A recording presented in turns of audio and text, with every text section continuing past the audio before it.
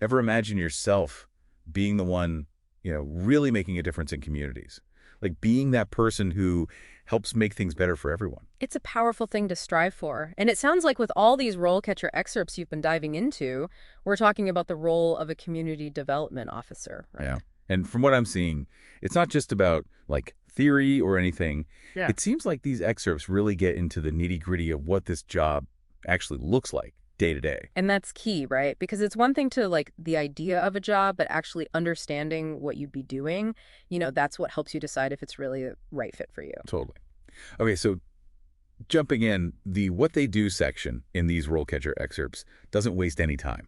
Investigating needs, developing plans, managing resources.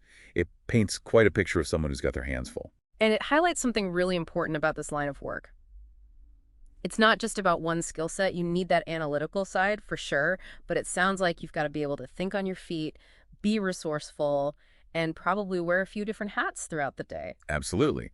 And speaking of juggling different things, the work environment section was pretty interesting. We're talking government agencies, nonprofits, even consulting firms. Sounds like you could be in a different setting every day. That's what makes this kind of role so dynamic. But also think about the people skills that it takes to navigate those different environments, building trust with community members, working with different stakeholders, maybe even navigating some tricky political situations. You're not kidding. It made me realize that this role is about a lot more than just, say, knowing the ins and outs of community development theory. You've got to be able to connect with people, understand their needs, and bring everyone together to work towards a common goal. Absolutely. And that brings us to something that RoleCatcher emphasizes, and it's so important, the potential for burnout in this field. Which makes their emphasis on self-care and setting boundaries not just a nice idea, but absolutely essential, right? 100%, because you can't pour from an empty cup. If you're going to make a real difference in this field, you have to take care of yourself first. Okay, so let's dive into the good stuff, the pros of this career path, because you highlighted some pretty compelling points from the excerpts. Well, who wouldn't be drawn to the idea of making a real, tangible difference in people's lives? And working with diverse communities, the potential for personal and professional growth, I mean, that's pretty inspiring. It is, and I think it speaks to the kind of person who's drawn to this field, someone who's passionate about social justice, who thrives on connecting with others, and who's always looking for ways to learn and grow. It's like you're not just building a career, you're building a more just and equitable world. Okay, so we've talked about the good.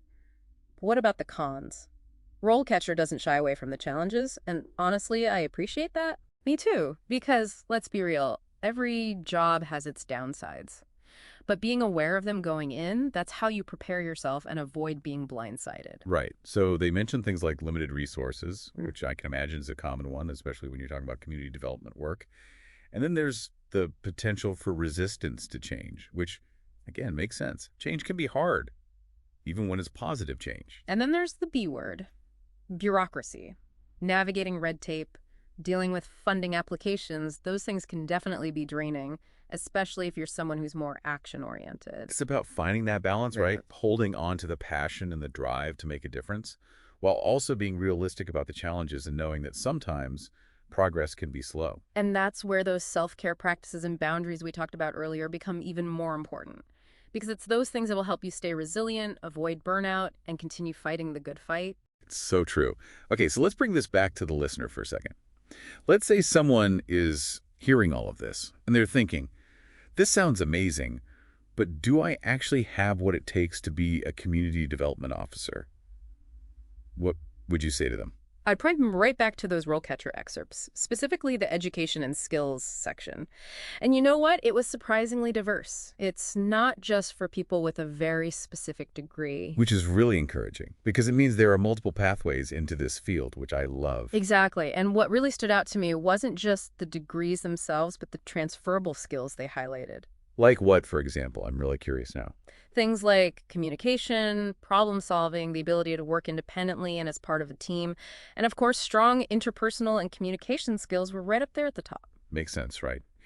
If you're going to be working with diverse communities, building relationships, and advocating for change, you've got to be able to communicate effectively. And not just talk, but listen.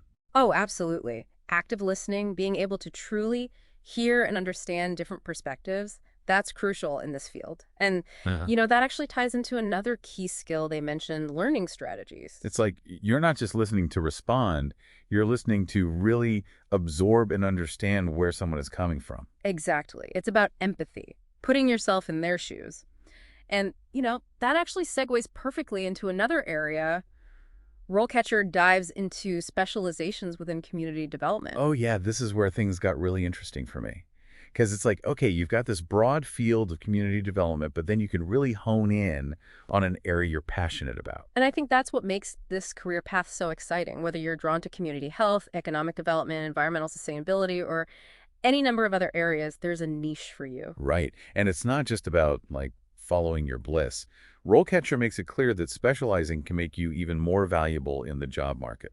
Absolutely. Because you become that go-to expert in a particular area.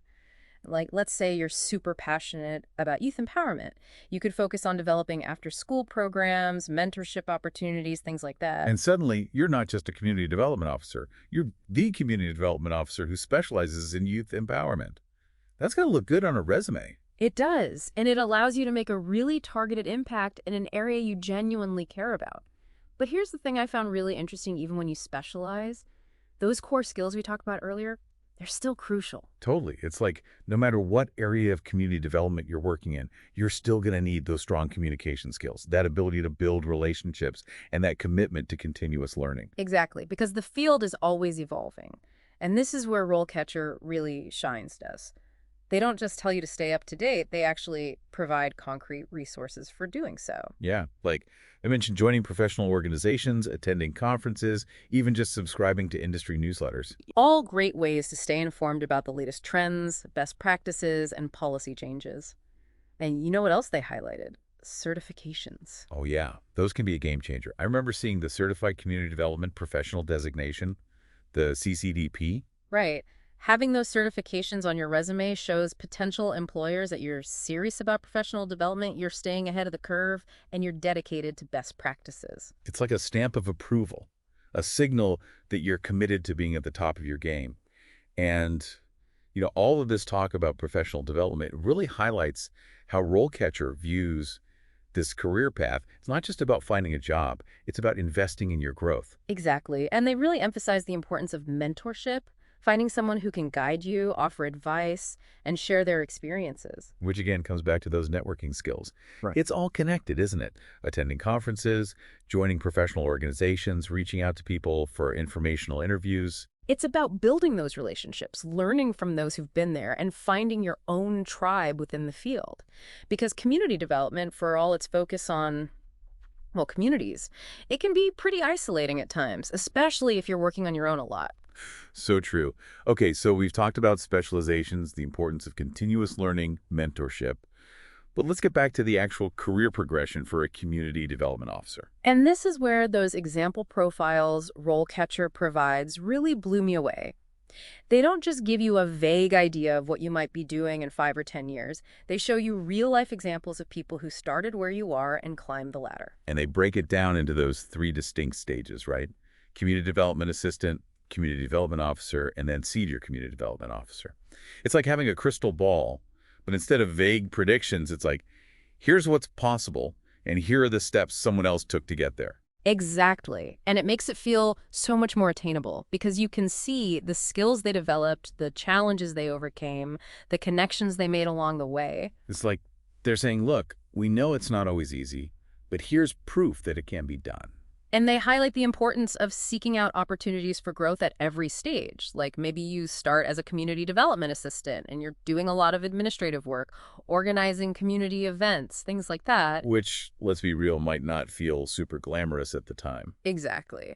But those experiences, they're building blocks, and RoleCatcher emphasizes the importance of using that time to learn as much as you can, observe how things work, build relationships with people in the field. So that when the opportunity for a promotion comes up or you decide to apply for a more senior role, you've got that foundation to build on. Right. You can point to those experiences, those connections you made, and show how they've prepared you for the next level. And this is where having a mentor can be invaluable, right? Right. Someone who can help you identify those opportunities, advocate for you, and guide you as you navigate those career transitions. Absolutely. And it's not just about having someone more senior guiding you.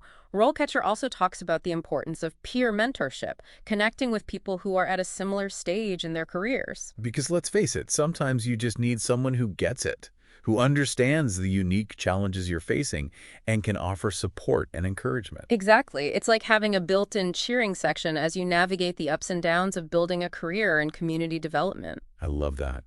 Okay, so as we wrap up this deep dive into the world of community development officers, what's the one key message you hope our listener walks away with? I think for me, it's this. If you're passionate about making a difference, if you're driven by a desire to create positive change in the world, then this could be the career path for you. It's not always easy, but it's incredibly rewarding.